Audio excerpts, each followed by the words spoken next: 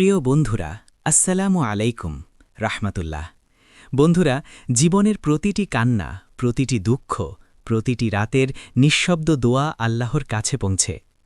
তুমি হয়তো মনে করছ কেউ তোমার কষ্ট বোঝে না, কেউ তোমার দুঃখের পাশে নেই, কিন্তু জানো কি, আল্লাহ সব দেখেন। প্রতিটি চোখের জল, প্রতিটি অন্তর্বেদনা, শব্দ, সবই তার কাছে নথিভুক্ত। কখনো কখনো মনে হয় আমাদের জীবন বিপদে ভরা, কিন্তু প্রকৃত বাস্তবতা হল আল্লাহ আমাদের পরীক্ষার মাধ্যমে আমাদের জন্য সঠিক পথ প্রস্তুত করছেন। বন্ধুরা, আজকের ভিডিওতে আমরা সেই আল্লাহর রহস্যময় ফয়সালা নিয়ে আলোচনা করব, যা তোমার কান্না শুনে, তোমার অপেক্ষা মেনে তোমার জীবনে ইতিবাচক পরিবর্তন আনতে আসছে। আল্লাহ কখনও আমাদের কষ্ট বৃথা দেন না। প্রতিটি দুঃখ, প্রতিটি ব্যর্থতা, সবই আমাদের আত্মাকে পরিপক্ক করতে, আমাদের বিশ্বাসকে শক্তিশালী করতে এবং আমাদের জীবনে নতুন আলো আনতে আসে। তুমি যদি বুঝতে পারো যে এখনকার সমস্যা অস্থায়ী, তবে তুমি সহজেই আল্লাহর ফয়সালা গ্রহণ করতে পারবে। ধৈর্য ধারণ এখানে মূল চাবিকাঠি। হাদিসে বর্ণিত হয়েছে, যারা ধৈর্য ধারণ করে, আল্লাহ তাদের জন্য বিশেষ রহমত বর্ষিত করেন। কখনো হাল ছেড়ো না। তোমার কান্না আল্লাহর কাছে দোয়ার মতো, এবং তোমার অপেক্ষা কখনো বৃথা যায় না। কষ্টের মধ্যেও আশা রাখো, বিশ্বাস রাখো যে আল্লাহ সব সময় তোমার পাশে আছেন। কখনো কখনো ফয়সালা ছোটভাবে আসে, হঠাৎ একটি সুযোগ, একটি ভালো মানুষের সাহায্য কিংবা অন্তরের শান্তি। কিন্তু যারা সতর্ক থাকে, তারা আল্লাহর রহস্যময় ফয়সালার ইঙ্গিত বুঝতে পারে। মনে রেখো, তোমার কান্না আকাশে পৌঁছেছে এবং আল্লাহর ফয়সালা আসছে। শুধু ধৈর্য ধরো, দোয়া করো এবং বিশ্বাস রাখো। একদিন দেখবে সব কষ্টের পরে জীবনের নতুন আলো তোমার দিকে ঝলমল করছে। এক কান্নার মূল্য আল্লাহর কাছে একান্ত প্রিয়। প্রিয় বন্ধু, তুমি যখন নিঃশব্দে কেঁদে বসো, মনে করো কেউ দেখে না, কিন্তু ভুল করছ। আল্লাহ সব দেখেন। হাদিসে বর্ণিত হয়েছে, যে ব্যক্তি রাতের অন্ধকারে চোখের জল ফেলবে, আল্লাহ তা জানেন। তোমার কান্না শুধু আবেগ নয়, এটি আল্লাহর কাছে দোয়ার মতো। প্রতিটি কষ্ট, প্রতিটি দুঃখ আল্লাহ তোমার নিকট প্রিয় কিছু করার জন্য ব্যবহার করেন। তুমি হয়তো অনুভব করছ তোমার দুঃখ বৃথা, কিন্তু প্রকৃত বাস্তবতা হল এই কান্না আল্লাহর কাছে মূল্যবান, এবং তা অনেক সময় জীবনের নতুন দিশা খুলে দেয়। যখন তুমি কান্নার মধ্যে থাকো, তখন বুঝতে পারো না আল্লাহ তোমার জীবনে কোন পরিবর্তনের প্রস্তুতি নিচ্ছেন। আমাদের জীবনে অনেক সময় সমস্যা আসে, কিছু ঘটে আমাদের ইচ্ছার বিরুদ্ধে, কিন্তু বাস্তবতা হল প্রত্যেকটি সমস্যা আল্লাহর পরিকল্পনার অংশ। এই সমস্যা আমাদের রক্ষা করতে আসে, অনেক সময় এমন পথে চালিত করে যা আমরা আগে ভাবতেও পারি না। কান্না এবং দুঃখ আমাদের মনকে শুদ্ধ করে, আমাদের হৃদয়কে নরম করে এবং আমাদের আল্লাহর প্রতি বিশ্বাসে দৃঢ় করে। প্রতিটি চোখের জল আমাদের আত্মার পরিচ্ছন্নতার সাক্ষ্য বহন করে। তাই কখনো তোমার কান্নাকে ছোটভাবে দেখো না। আল্লাহ তা লক্ষ্য করেন এবং সেই কান্নার মাধ্যমে তিনি তোমার জন্য আশীর্বাদ ও ফয়সালা প্রস্তুত করেন। মনে রেখো প্রিয় পাঠক, তোমার কান্না কখনো বৃথা যায় না। এটি আল্লাহর কাছে একান্ত প্রিয়। প্রতিটি রাতের অন্ধকার, প্রতিটি নিঃশব্দ চোখের জল, সবই আল্লাহর নজরে আছে। ধৈর্য ধরো, বিশ্বাস রাখো এবং মনে রেখো, যেই কান্না তোমার জীবনে আল্লাহর রহস্যময় ফয়সালার পূর্বাভাস বহন করছে। 2. কান্না এবং ধোঁয়া, অদৃশ্য যোগাযোগ। প্রিয় বন্ধু, তোমার কান্না শুধু আবেগ নয়, এটি আল্লাহর সঙ্গে অদৃশ্য যোগাযোগ। যখন তুমি দোয়া করো, বিশেষ করে কষ্টের সময়, তখন তা কেবল আবেগের প্রকাশ নয়, এটি আল্লাহর নিকট পৌঁছানো জীবন্ত বার্তা। আল্লাহ আমাদের অন্তরের কথা, আমাদের নিঃশব্দ কান্না এবং আমাদের হৃদয়ের গভীর আকুতি সবই দেখেন। অনেক সময় আমরা বুঝতে পারি না যে আমাদের চোখের জল আল্লাহর কাছে একটি শক্তিশালী দোয়া। তুমি যখন নিজেকে নিঃশব্দে ভেঙে পড়া অবস্থায় খুঁজে পাও, আল্লাহ তা লক্ষ্য করেন। হাদিসে এসেছে, যে ব্যক্তি অন্তর দিয়ে দোয়া করবে, আল্লাহ তা শুনেন। অর্থাৎ তোমার নিঃশব্দ কান্না এবং অন্তরের আকুতি কখনো বৃথা যায় না। কিছু সময় এই অদৃশ্য যোগাযোগের ফলাফল আমরা অবিলম্বে বুঝতে পারি না। হঠাৎ করেই জীবনের পরিস্থিতি বদলে যেতে পারে। একটি অপ্রত্যাশিত সুযোগ, একটি অনুকূল ঘটনা অথবা কোনো মানুষের সাহায্য, এই পরিবর্তনই আল্লাহর ফয়সালা প্রকাশ।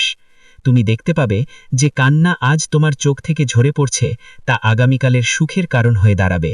মনে রাখো, কান্না এবং ধোঁয়া আমাদের আত্মার শক্তি বৃদ্ধি করে, আমাদের মনকে প্রশান্তি দেয় এবং আমাদের জীবনে আল্লাহর রহমত ও ভয়সালার পথে পরিচালিত করে।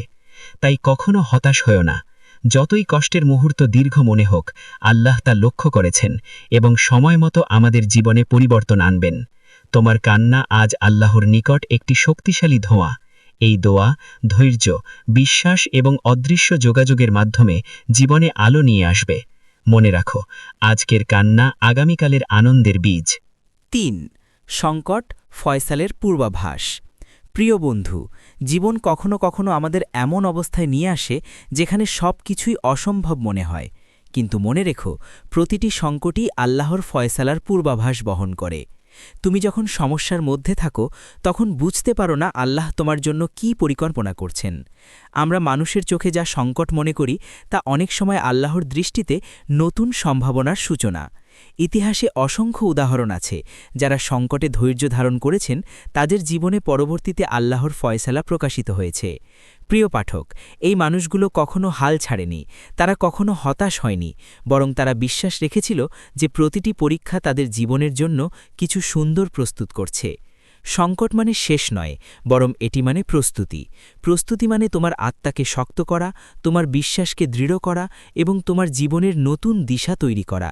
প্রতিটি সমস্যা আমাদের শেখায় কিভাবে ধৈর্য ধারণ করতে হয়, কিভাবে আল্লাহর উপর পূর্ণ বিশ্বাস রাখতে হয় এবং কিভাবে আমাদের অন্তরের দৃঢ়তা বৃদ্ধি করতে হয়। মনে রেখো, যখন তুমি সংকটের মধ্যে থাকো, তখন আল্লাহ তোমার কাছে নতুন পথ তৈরি করছেন। হঠাৎ করেই পথ প্রকাশিত হবে এবং তুমি দেখবে যে কষ্ট যা তুমি আজ সহ্য করছো, তা আগামীকাল তোমার জীবনে আল্লাহর ফয়সালা আশীর্বাদ হয়ে ফিরে এসেছে।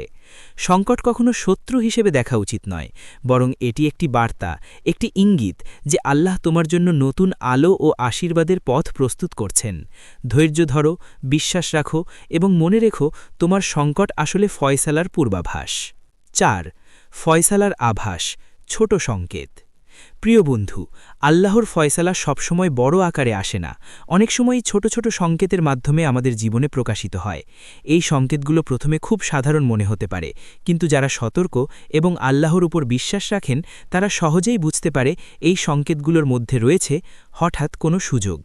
এর উদ্ভব তখনই তুমি ভাবছ কোনো দরজা বন্ধ, সব পথ বন্ধ, কিন্তু হঠাৎ করে একটি সুযোগ আসে যা তোমার জীবনের পরিস্থিতি পরিবর্তন করে। এটি আল্লাহর রহমত এবং ফয়সালার ইঙ্গিত।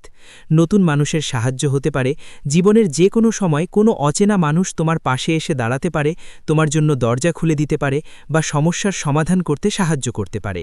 এটি সরাসরি আল্লাহর দিক নির্দেশনা এবং কৃপা। আকস্মিক শান্তি ও স্বস্তিও একটি সংকেত। কখনো জীবনের টানাপোড়েন এবং কষ্টের মধ্যে হঠাৎ তোমার অন্তরের শান্তি আসে। এই শান্তি আল্লাহর আশীর্বাদ এবং তার ফয়সালার প্রাথমিক ইঙ্গিত। অন্তর্বেদনার হ্রাস, তোমার কষ্টের সময় যখন হঠাৎ করে দুশ্চিন্তা কমে যায়, দুঃখের বোঝা হালকা হয়, তখন বুঝতে পারো যে আল্লাহ তোমার কান্না শুনেছেন এবং ফয়সালার প্রক্রিয়া শুরু হয়েছে। এই সংকেতগুলো প্রথমে অদৃশ্য এবং সূক্ষ্ম মনে হতে পারে, তাই সবসময় সতর্ক থাকো, অন্তরের নজর রাখো এবং আল্লাহর প্রতি বিশ্বাস রাখো। যারা সতর্ক থাকে তারা ছোট সংকেতগুলো আল্লাহর ফয়সালার আভাস হিসেবে চিহ্নিত করতে পারে। মনে রেখো, প্রত্যেকটি ছোট সংকেতই তোমার জীবনে বড় পরিবর্তনের সূচনা। হঠাৎ করে দেখা যাবে এই ছোট সংকেতগুলো জীবনের বড় আশীর্বাদে পরিণত হয়েছে। ৫. ধৈর্য ও কৃতজ্ঞতার সংমিশ্রণ। প্রিয় বন্ধু, ধৈর্য শুধু অপেক্ষা করা নয়, এটি হলো অন্তরের শক্তি, আত্মার দৃঢ়তা এবং আল্লাহর উপর পূর্ণ বিশ্বাস ধরে রাখার নাম। কিন্তু ধৈর্য তখনই সম্পূর্ণ হয় যখন সেটি কৃতজ্ঞতার সাথে মিলিত হয়। কৃতজ্ঞতা মানে হলো যে পরিস্থিতিতে থাকো, তুমি আল্লাহ প্রদত্ত সব কিছুর জন্য হৃদয় থেকে ধন্যবাদ জানাবে। যখন তুমি কষ্টের মুহূর্তে ধৈর্য ধরো এবং একই সাথে আল্লাহর প্রতি কৃতজ্ঞ থাকো, তখন সেই ধৈর্য আল্লাহর কাছে প্রশংসনীয় হয়। হাদিসে এসেছে, যে ব্যক্তি ধৈর্য ও কৃতজ্ঞতার সঙ্গে জীবন কাটায়, আল্লাহ তাকে দুনিয়া ও আখিরাতের শান্তি প্রদান করেন। অর্থাৎ ধৈর্য কেবল সহ্য করার শক্তি নয়, এটি আল্লাহর কাছে সন্তুষ্টির চাবিকাঠি। উদাহরণস্বরূপ, যে ব্যক্তি দারিদ্র্য, অসুবিধা বা জীবনের চ্যালেঞ্জের মধ্যে ধৈর্য ধরে এবং আল্লাহর প্রতি কৃতজ্ঞতা প্রকাশ করে, আল্লাহ তার জন্য ফয়সালার পথ আরও শক্তিশালী ও দ্রুত করে দেন। যখন তুমি ধৈর্য ধরো এবং আল্লাহ দানকৃত সুযোগের জন্য কৃতজ্ঞ থাকো, তখন দেখতে শুরু করো ছোট ছোট আশীর্বাদ আশীর্বাদ কিভাবে জীবনের বড় পরিবর্তন নিয়ে আসে মনে রেখো ধৈর্য এবং কৃতজ্ঞতা একসাথে আল্লাহর ফয়সালার শক্তি বহন করে 6 ফয়সালার জন্য প্রস্তুতি প্রিয় বন্ধু আল্লাহ যখন ফয়সালা পাঠান তখন আমাদের উচিত সঠিকভাবে প্রস্তুত থাকা কারণ ফয়সালার সময় আমাদের অন্তর মন এবং আত্মা প্রস্তুত না থাকলে আমরা আল্লাহর রহমত পুরোপুরি গ্রহণ করতে পারি না প্রস্তুতি হলো সেই মূল চাবিকাঠি যা আমাদের জীবনে আল্লাহর ফয়সালার প্রভাবকে সর্বাধিক করে তোলে প্রথমে আমাদের অন্তরের বিশ্বাস দৃঢ় করা প্রয়োজন বিশ্বাস মানে শুধু আল্লাহর অস্তিত্বের আস্থা রাখা নয় বরং তা মানে প্রতিটি পরিস্থিতিতে জানাটা যে আল্লাহ সর্বদা আমাদের পাশে আছেন দ্বিতীয়ত ধৈর্য ধরে অপেক্ষা করা জরুরি আল্লাহ কখনোই আমাদের জন্য অপ্রয়োজনীয় বা সময়ের আগে ফয়সালা পাঠান না প্রতিটি ফয়সালা সঠিক সময়ে আসে তৃতীয়ত দোয়া এবং কৃতজ্ঞতা বজায় রাখা অপরিহার্য